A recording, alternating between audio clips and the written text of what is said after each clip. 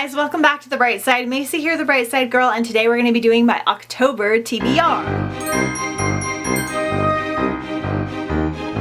Also, happy last day of Not So Scary-a-thon. I know the weeks probably went by really fast. I filmed this video in advance because I had so many videos to film, so we have not quite started the readathon yet, but this is a pile of books that I want to read for October. My list is forever long. I believe I'm not getting to any of these for the readathon. I try to pick ones that were a little bit longer or that I wasn't interested in doing for Not So Scary-a-thon. I have a huge list. Some I own, some I don't. I don't know if I'm going to get to all of these, but these are my aspiring reads. Okay, so we have Reign of the Fallen by Sarah Glenn Marsh. I believe this is a trilogy, and all I know is that this has something to do with like royalty and necromancy and zombies, and I really liked Sarah Glenn Marsh's other book, Fear the Drowning Deep. I liked her writing style, so I'm excited to dive into this one. We have The Atlas Six by Olive E. Blake. So this one is dark academia vibes. Each decade, only the 6 most uniquely talented magicians are selected to earn the place in the Alexandrian Society,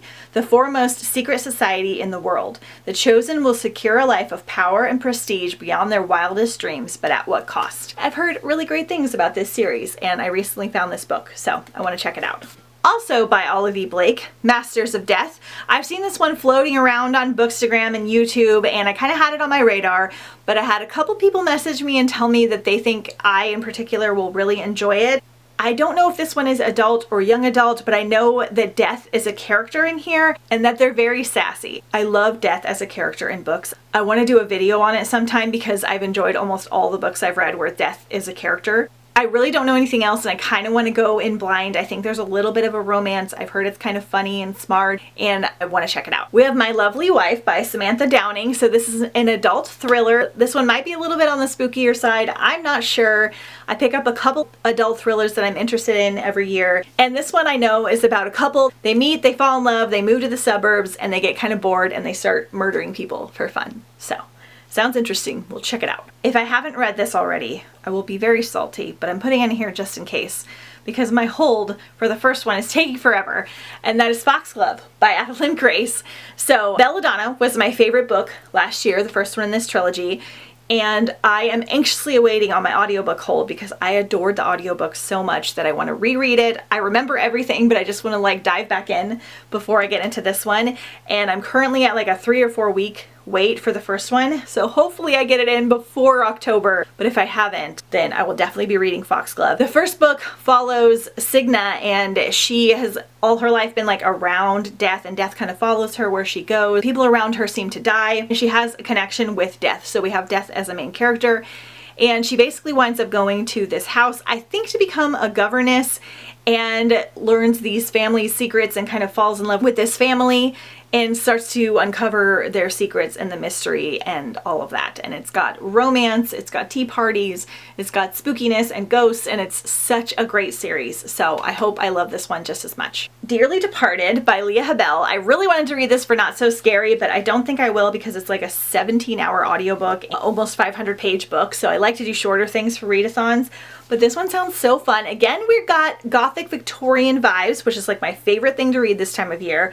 But this one's actually set in the future. So it's the year 2195 and the place is New Victoria, and it is a high-tech nation modeled on the manners, mores, and fashions of an antique era. A teenager in high society, Nora is far more interested in military history and her country's political unrest than in tea parties and debutante balls. But after her beloved parents die, Nora is left at the mercy of her domineering aunt, a social climbing spendthrift who has squandered the family fortune and now plans to marry her niece off for money. For Nora, no fate could be more horrible until she is kidnapped by an army of walking corpses. So we're in the future, but it's still Gothic Victorian, maybe a little steampunk, we've got zombies, and it just sounds like a wild fun time. Only a Monster by Vanessa Lynn. I have this beautiful special edition that my friend sent me. This is from the Bookish box.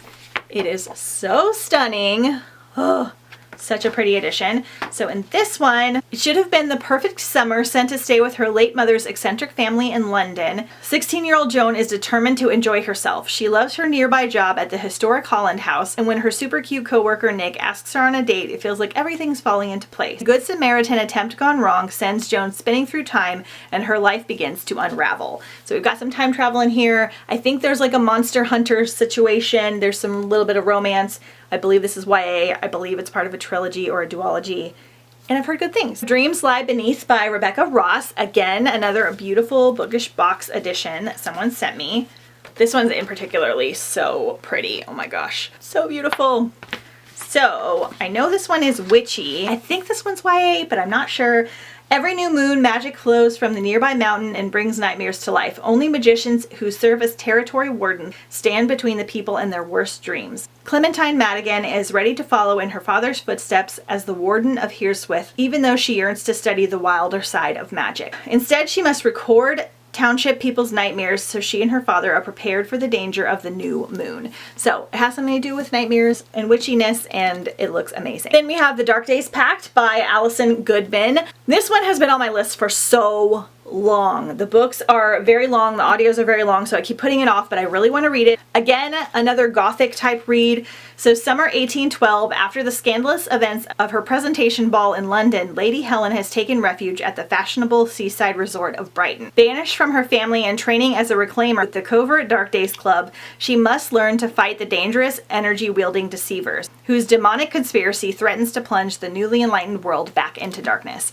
So it's giving me a little bit of like Shadowhunters vibes, so we've got some demon hunting in here, and it sounds like it's going to be perfect for fall. Then we have Sign Here by Claudia Lux. It's a darkly humorous, surprisingly poignant, and utterly gripping debut novel about a guy who works in hell, literally, and is on the cusp of a big promotion if only he can get one more member of the wealthy Harrison family to sell their soul. It just sounds like it's going to be a really fun read. I haven't really heard any reviews about it yet. I may read it for Not So Scary-a-thon, but if I don't get to it, we'll do it in October. Then we have A Study in Drowning by Ava Reed. So this one comes out on September 19th. If I can get it in time for Not So Scary-a-thon, we're doing it then. But if we haven't, we're definitely doing it this October. So Effie Sayre has always believed in fairy tales. She has no choice. Since childhood, she's been haunted by the visions of the Fairy King. She's found solace only in the pages of Angahard. I don't know how to pronounce that. Emery Meerden's beloved epic about a mortal girl who falls in love with the Fairy King and then destroys him. Effie's tattered dog-eared copy is all that's keeping her afloat through her sifting first term of Lear's prestigious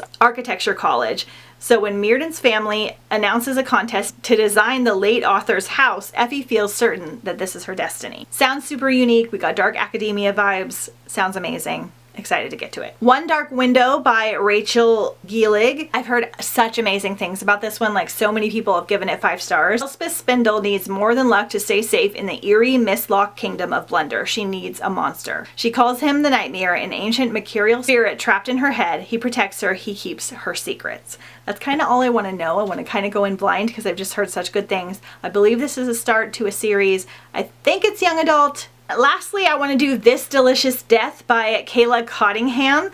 So this is 4 best friends, 1 music festival, a cooler filled with human organs, and the summer is about to get gory. So might be a little intense, we're gonna see. I'm hoping that it's gonna be fun. So 3 years ago, the melting of the Arctic permafrost released a pathogen of unknown origin into the atmosphere, causing a small percentage of people to undergo a transformation that became known as the hollowing. Those impacted slowly become intolerant of normal food and were only able to gain sustenance by consuming the flesh of other human beings. Those who went without flesh quickly became feral, turning on their friends and family.